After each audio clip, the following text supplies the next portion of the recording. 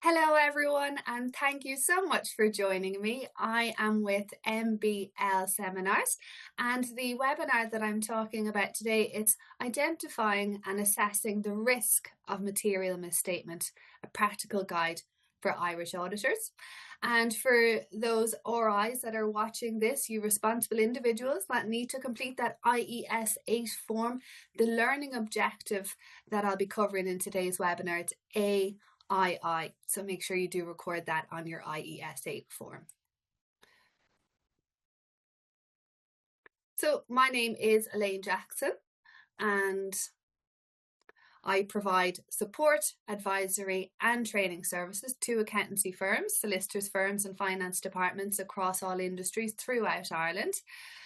I've more than 15 years experience. I hope it doesn't show. And look, if you do need to reach out to me, the best way to get in contact with me is through my LinkedIn profile at the moment, okay?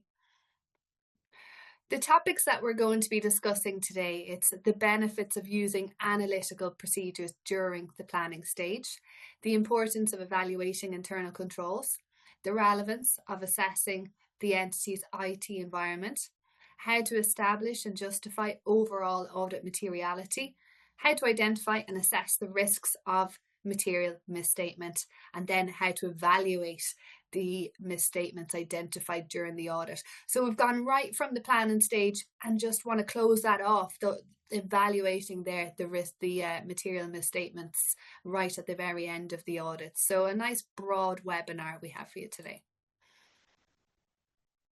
The focus of this webinar, as I said, is how to identify and assess the risk of material misstatement.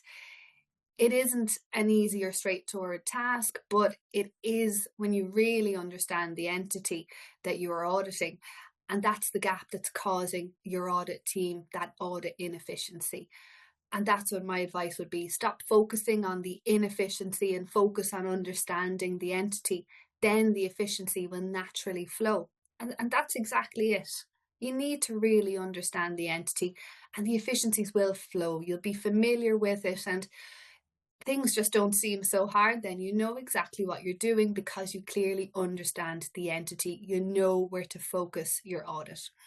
We'll also look at some of the requirements set out in the ISAs, and in particular we will look at aspects of ISA 315, so identifying and assessing the risk of material misstatement, ISA 320, materiality in planning and performing an audit, ISA 450, evaluation of misstatements identified during the audit, and ISA 520, analytical procedures.